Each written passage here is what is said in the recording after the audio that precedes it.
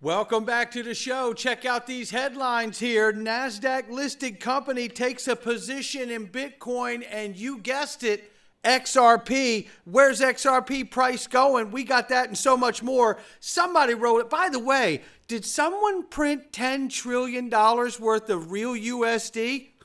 We're going to get into that too. Somebody wrote that beautiful intro.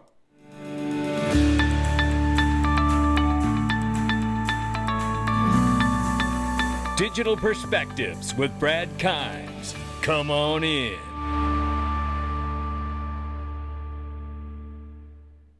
Welcome back to the show. You can follow us on Twitter, YouTube, and digperspectives.com for exclusive content. Right now, $3.87 trillion market cap for crypto. The market's up 3.1%. Congratulations to Bitcoin. It's been fighting to get past that 100,000 mark, and it's finally done it last night. And I'm super excited for them and everybody holding, including myself, you, and everybody else that took a chance. I love it. And that's what I'm doing right now today, is loving that. So XRP or Ethereum, 3,900 bucks. Soon to be I believe the number 2 spot belongs to us. Now we drifted back down with the retrace on XRP to the number 4 spot, but it won't be for very long, I don't believe.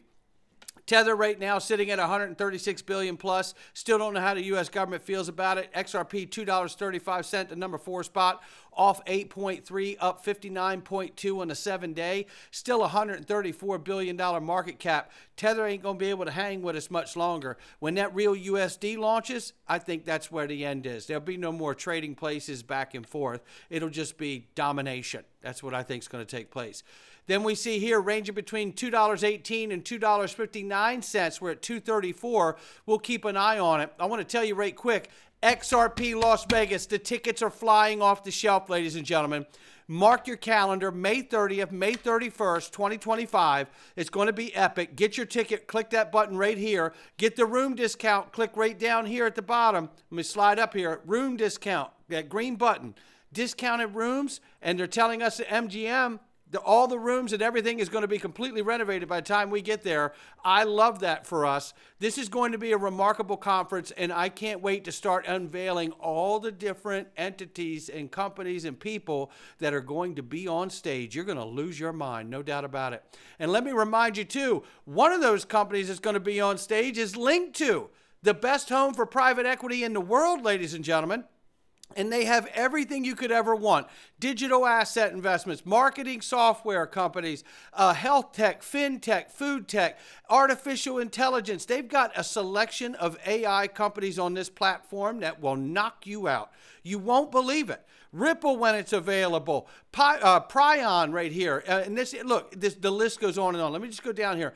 Uphold, for God's sakes. Linked you could still get. Linked stock shares are like owning land in Manhattan. There is going to be no more land in Manhattan. So that's an amazing opportunity. Circle has expressed going public in the near term.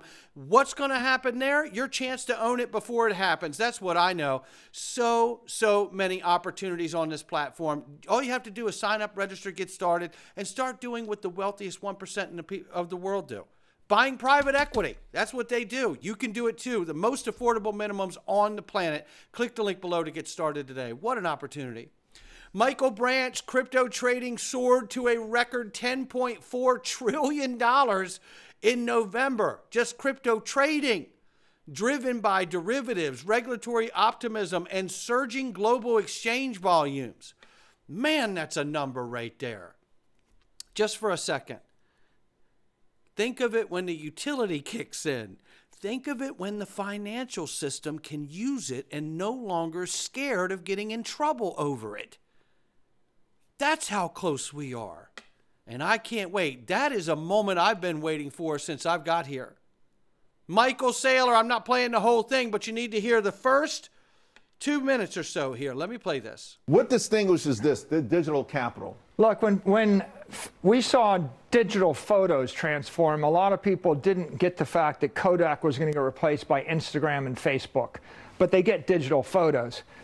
Digital capital is what happens when your long-term store of value goes from a building or goes from a portfolio of stocks to a digital asset like Bitcoin. Bitcoin represents the digital transformation of hundreds of trillions of dollars of capital in the world. Right. No one expected to see it So they don't quite get Right. what it's going to be, except for the fact it's worth all the money in the world. So let's talk about that, because you have a couple of slides showing assets around the world. First, okay, let's start with this from again, geared toward Microsoft, but some critics would say when you talk about digital capital being economically and technically superior, no tax. I mean, that doesn't mean it can't be taxed in certain jurisdictions at some point. No torts. Legal issues are going to come up. No regulator. I mean, these are great points, but are they forever points? The point is, I got $100 million in New York City and I buy a building. I got to worry about someone slipping and falling on the sidewalk and a property tax. But if I can snap my fingers and teleport the building to Zambia, Central Africa, or to Monaco, all of a sudden it's a teleportable building. And of course, if I don't have any tenants in the building, I don't got to worry about them defaulting. Right, so. right. Digital capital is the ability to move the money at the speed of light anywhere on Earth and program it on a computer. There's a lot of people that are going to want that rather than having, pick a country in Africa where you want to invest your life savings in a building. Right. Forever. Yeah, let's say Angola. Right, and what happens if the government fails? You lose everything. Exactly. But if you could put the building in your pocket and go to the place where you like the government, maybe you get to keep your money. Great. Let's talk about how it's going to grow. So in your presentation, you have this slide. Listen to this part. Twice. The first one, right now, Bitcoin is $2 trillion. You're saying in 21 years, $280 trillion. How do we get there? What I'm saying is the wealth in the entire world is growing because of innovation, because of technology, but also because of inflation. And people are thinking to sell their Central African real estate to buy Bitcoin, or sell their Siberian natural gas to buy Bitcoin, or sell their Argentine currency to buy Bitcoin. So as people migrate their capital into this global monetary asset, that asset class is going to grow faster than the rest than of equity, faster than gold, faster than real estate. But also, did I read somewhere that you're saying each Bitcoin would be worth the equivalent of $13 million? Yeah, well, when you crank in the growth rate, which for me, the base case is 29% a year on average for 21 years, that gets you from where we are today to 13 million a coin in the year 2045. All right, so And there you have it. They go on. And obviously we know Michael Saylor is just crazy bullish on Bitcoin. Look, I have a position in it. It's a very significant position in it. And I'm here. And as long as Fidelity and BlackRock hold it, I do too. It's not financial advice. That's where I am. And if I see the strategic reserve bill passed, or stockpile reserves that allows for Bitcoin and other digital assets to be accumulated by governments, yeah, that would be good for everybody too. You might even get to that 13 million a little faster, right? So we'll see what happens here. The whole thing is, for me, just to be clear, there's new people joining the channel every day. I think if they have that bill passed for strategic reserves or stockpile reserves for Bitcoin, to me, that is going to tell me that absolutely Bitcoin is a government psyop, and it's been developed back in 08, 09. So it could be a financial band-aid for the transition to the new digital economy and the new monetary system that's being put in place right before our eyes. Look at this. Donald Trump, President Trump says, congratulations, Bitcoiners, 100,000, you're welcome. Together we will make America great again. And I say, bring it on, President Trump. This is great, and my portfolio loves it, but wait until the world finds out about utility and interoperability. That's when the real fun starts. Make no mistake about it. This guy here says, Richard Albertini says, President Trump, I'm a bit confused. On one hand, you are threatening countries that abandon the U.S. dollar, and on the other hand, you take credit for Bitcoin reaching all-time high. Which one is it? If you're against countries using other forms of currency, I doubt you are for crypto. Mixed signals, in my opinion, or threats against BRICS aren't real. How do you think they're going to do these non-trades? Well, I think it's a great point by Richard Albertini, but nonetheless, I think I can answer it. And I don't want to speak for the president, but for me, it's pretty simple. He's not telling you to abandon Bitcoin. How do you think you got the Bitcoin? You got it by trading your dollars for a stable coin that then got you the Bitcoin. So now think of the new digital dollar use case and people buying Bitcoin. The other thing is that if Bitcoin doesn't prove that it was really created and founded here in the United States, it sounds like it's going to be taxed according to Trump's new plan. Because American crypto companies and assets won't be taxed, according to him. So that's the promise that's been made. So if that's the case, then you're going to see Bitcoin bought and go to hundreds of thousands of dollars and even more someday possibly. And it's taxed. So why wouldn't he talk about it?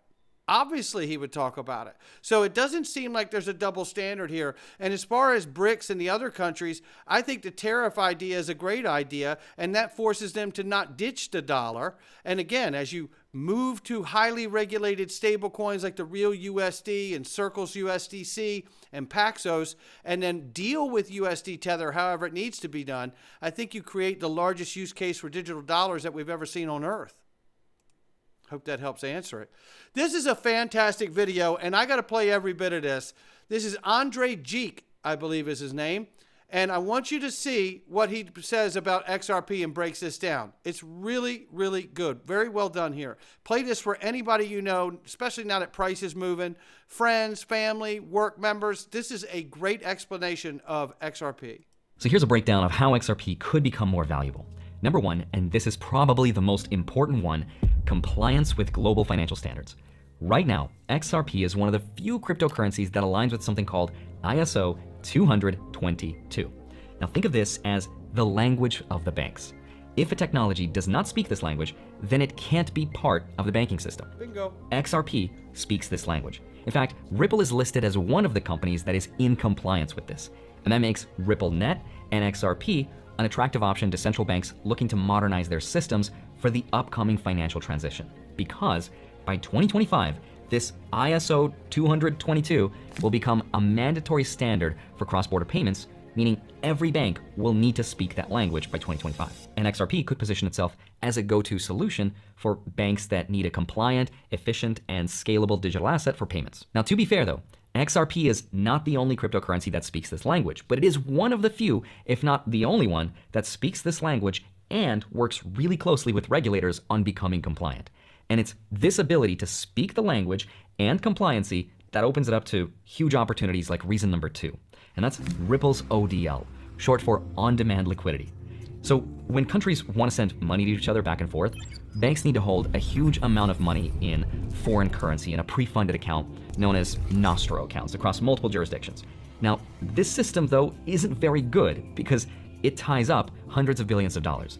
And if I'm a bank, I don't necessarily want all that money tied up in another country's currency because I could be putting it to more productive use, I could lend it out, and that leads to high costs and slow settlement times.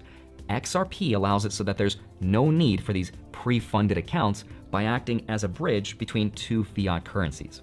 So the theory is, if RippleNet continues to gain adoption between banks, which is pretty much simple now that the lawsuit is over and we have pro-crypto regulators in place, and that should be easier, the demand for XRP, the cryptocurrency as a bridge currency, could increase. Ripple has already partnered with financial institutions in over 55 countries, and if the network continues to grow, XRP could become an important part of this international liquidity. And as the utility of XRP grows and more countries and banks use it, that could potentially drive up its value. The third reason why the value could go up is market scarcity.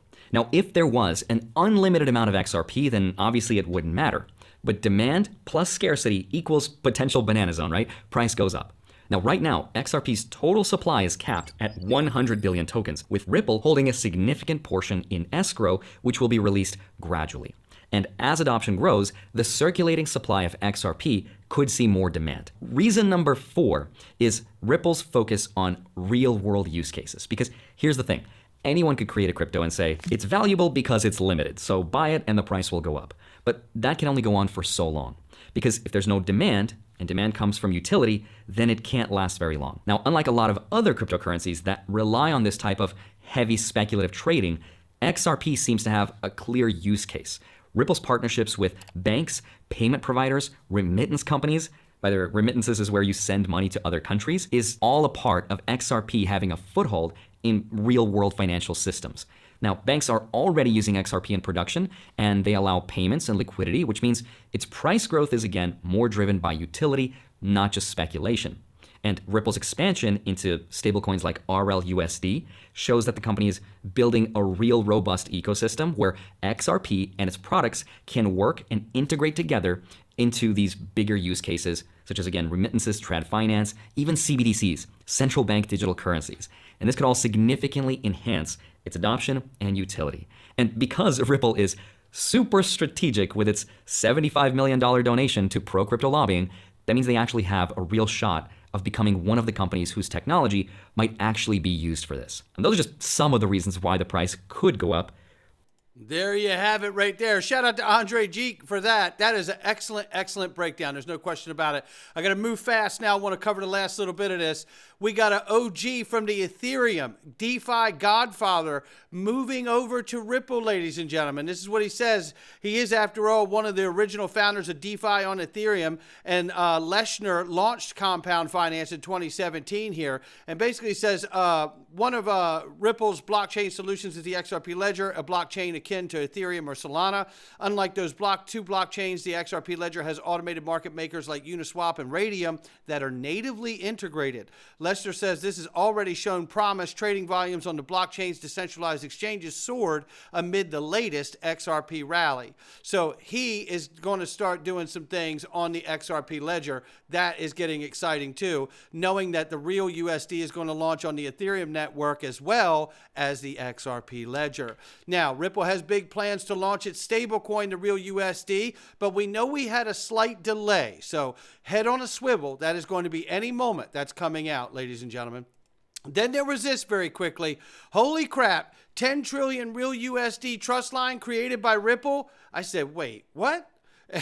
I didn't see anything by Ripple said this. And then here it is. They're showing the numbers, and they have all of this, and I don't need to show it to you, because what I want to show you very quickly is what Vet has said here.